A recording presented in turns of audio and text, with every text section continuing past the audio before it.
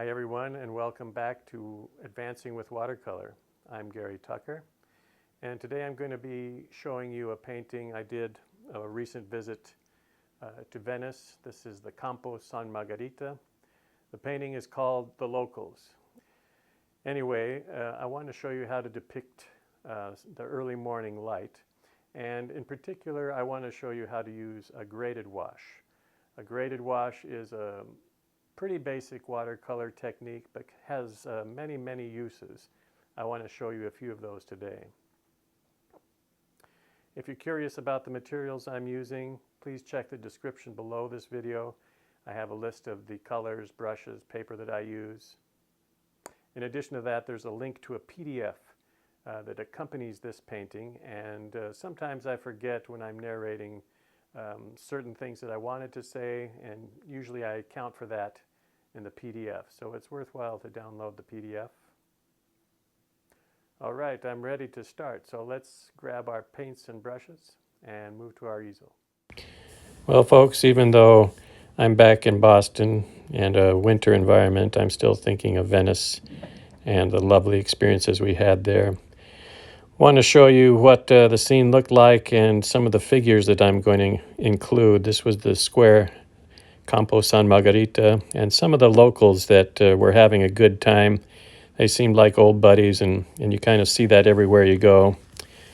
It's a tonal study, and then I'm getting right into the painting. I'm starting by kind of painting some bright hues into the figures. This is got two purposes. One is it helps me to see them a little clearer, so that when I'm bringing a dark color next to them, it's easier to avoid painting them. And secondly, it's kind of easier to paint them at this stage and get a semblance of some of the colorful clothing and postures, etc. And then after that, I'll move into painting from the top to the bottom, the sky, transitioning to the buildings, transitioning to the ground. I do recommend you have a look at the PDF in the description below. If you're curious at all about what materials I'm using, a few brushes. This is a Sabelette made by Loew Cornell that you can buy through Dick Blick. It's listed below. I use a larger mop brush, also listed below, for the bigger washes. Working on Saunders Waterford 140-pound rough paper. And I'm working at a pretty steep incline. If you notice, my board this is pretty true to the angle that I'm working on, almost vertical.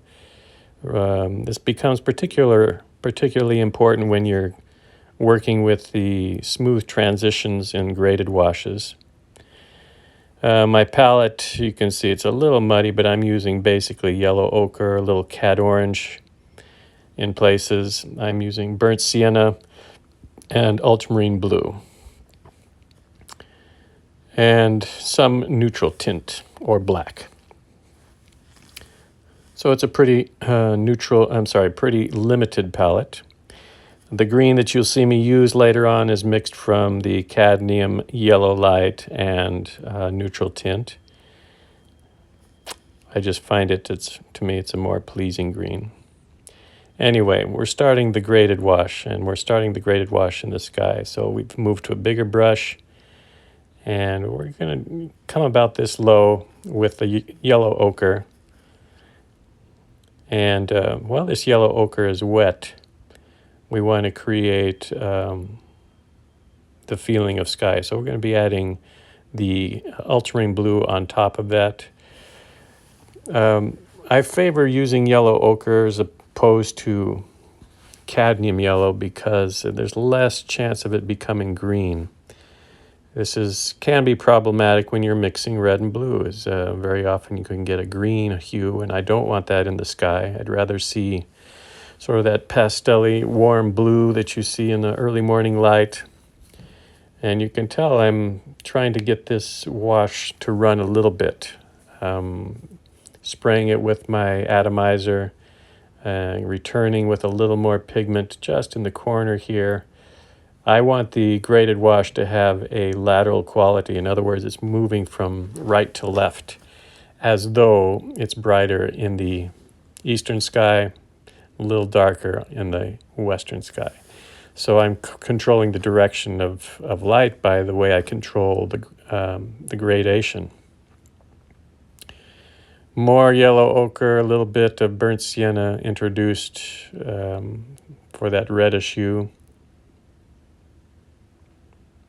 You find I return again and again to these colors. They're kind of the staples. Occasionally I'll introduce a new color and see how it plays with my current palette, but I seem to get a lot of mileage out of these few colors. Now while the wash is wet, have a look. I am adding some cadmium orange, and just to give a little sense of division in the buildings, done in a very wet state, so that even though there's a color change, it's very gradual and almost imperceptible. I'll point that out again after the painting dries so that you can see the result of adding color in this fashion at this stage. And I'm going to keep driving this wash downward to isolate the figures, start to create a feeling of the horizon or my line of sight. And then I'll approach the graded wash below. So you'll be able to see 3 graded washes in this first stage of the painting. So it's pretty complex. And these graded washes, why they're going to be layered over in future applications to this painting, they will always have an impact on the final image. It will become more subtle, but it will always be there. So I'm starting with a little more of a burnt sienna to the bottom, and I'm going to carry it up just using that bit of water so that it pales by the time it reaches the first wash, which is incidentally still a bit wet. And I'm going to keep applying some of this burnt sienna to the bottom so that we get a transition top to bottom, a little brighter towards the right and lower part. Here you see that that series of washes has now dried. It's dried completely, and it's already got the luminous quality to it. That quality I'm hoping to retain throughout the context of the painting, and hoping some of those yellows and warm tones will affect the shadows that I place below. I'm doing some detail work right now, painting the cupola and the square. I'm still using a big brush, and if you'll notice, I'm able to paint this whole cupola with one brush full of paint. That's the advantage of a big brush, and it retains a fine point. That's why I like this particular brush and use it quite often in my painting. My posture on the brush has changed quite a bit. I hope you're noticing that, and the reason is some detail is required now, so some precision in a small area. So I need to come down to the furrow and rest my hand, get those precise marks. I still try to keep those precise marks gestural in quality. And I'm creating a bit of color now for the tree that's entering on the left side of the picture. I'm using that cad yellow light and a neutral tint to create a green. So yellow is a really strong component that seems to weave throughout the painting, whether it's the green or the rooftops, the sky, the ground, the figures. There's traces of yellow and orange everywhere. Trying to keep this shape rather random. I do that by fraying the brush, using the side of the brush. I'm not painting from an image in front of me. I'm painting out of my memory of the tree or trees that came before. So it's sort of my symbol for what this tree should look like. And that gives me a lot of freedom to use the brush as I see fit and let the tree have a positive influence on the composition and the figures. And I'm splattering a bit of paint while this tree shape is still wet to get a feeling of shadows, get a feeling of individual leaves, get a feeling for the surface of the tree. Some of my dry brush here to create that shadow under the eaves. Look at how this midtones is joined tree to rooftop to cupola across left to right. And I'm going to build that even further into the descending shadow that'll happen momentarily.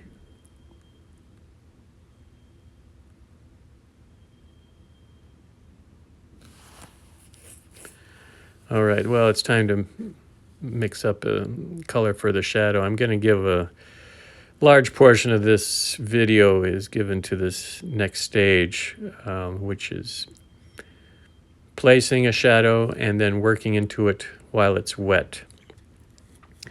In other words, we're kind of working wet into wet or dry into wet to grade the shadow. We're going to be grading the shadow from the top to the bottom. The eventual plan is to be a little darker and warmer on top, cooler and a little lighter below, and have this look like sort of a seamless shadow. So I'm joining all the strokes in this case. I'm not really showing so many independent strokes, but rather blending them so that there's a cohesion and a unity to the shadow.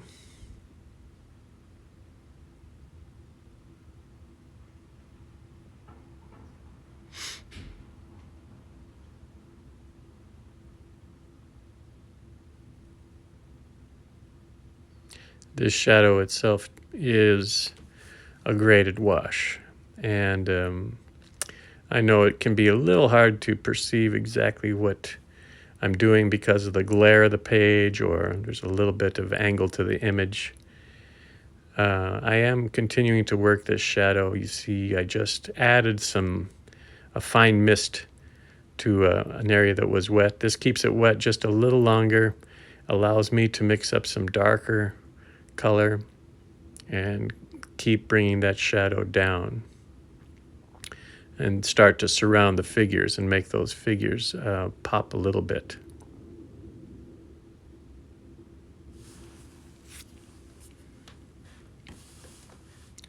And this blue that's going on now, I think this shadow is mixed from ultramarine blue primarily, a little bit of neutral tint and a little bit of burnt sienna. However, this is sort of the base, and into that I'm adding some stronger neutral tint and burnt sienna towards the top, and also some stronger blue to the lower right, as well as I'm going to be throwing some mist on the left-hand side so that this fades out just a little bit. I'd like there to be a break in that line, a softening of the line as it comes down so that it's not too uniform. Look at that, I've switched to a really small brush at this point.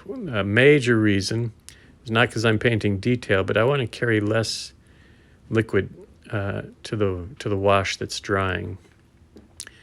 The brush has a fair amount of pigment, plus because of its size, allows me to really have more control within that wet area.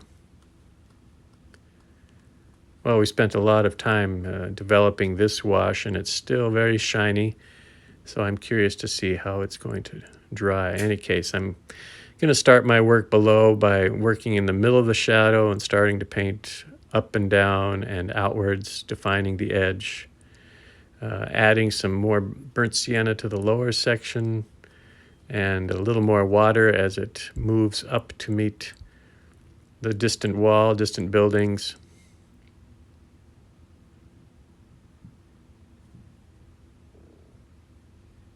I have to be really deliberate in these marks because they're coming to bear on my main subject, and they define or they create sort of a path of light where my subjects are standing. And there's a nice unity to the shadow right now. You can see that there's It's almost one piece that moves from the top right down to the lower left. Some interlocking edges along the shadow. Those are the rooftops. And of course, the shadow's broken by the figures. So now I've moved to the small brush again so that I can address the detail work in the figures. I'm painting cast shadows coming off of the figures, a little darker, some places broken, joining to the figures, anchoring them to the ground,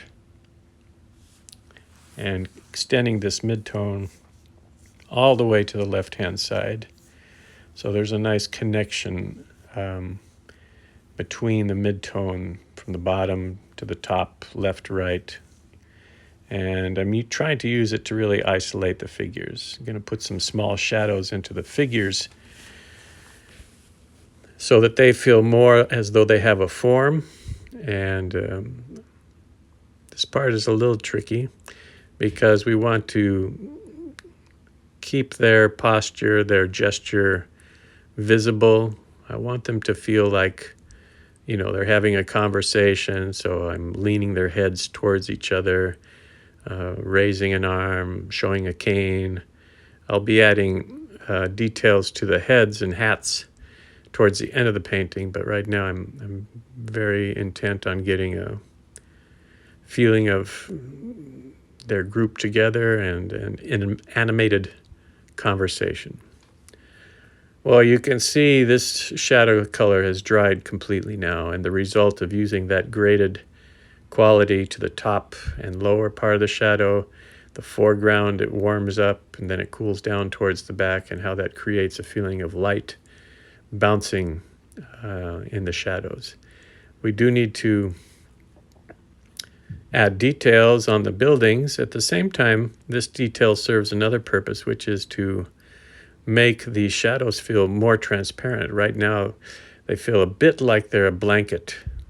But once we add a little detail into the shadows, immediately they become more luminous, more transparent, and the light, the effect of light is even stronger. In addition to my main figures, which are the gentlemen having their conversation in the square, I'm adding some peripheral figures just to give a feeling of busyness in the square, as well as to create depth. You'll notice that the main figures are kind of center stage, where I'm putting smaller marks, smaller figures in the distance, and I'm putting a larger figure coming through the shadows. Won't be as obvious as my main figures, but it's going to be larger and coming closer to us. So there'll be a definite pull towards this figure as well. This way of painting figures, where my main figures are basically the preserved white of the paper, is rather challenging because of all the cutting around that we have to do.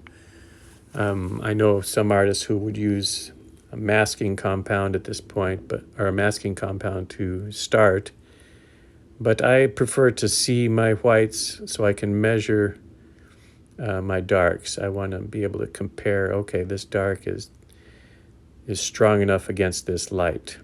Sometimes it's hard to do that when it's masked. Also, I've always struggled putting that masking fluid on the paper. I haven't spent enough time to do that, to really master that technique. So anyway, that's the way I do it. And here I want to start to create the pavers. That's why you see me tilting the board. This helps me to get a straighter, more believable line. And I'll add some pavers. Again, this is partially to make the foreground shadow feel more transparent. A second benefit of placing the pavers is they act as a sort of arrows to my main subject. They're all kind of converging in the back and left and line up with my figures.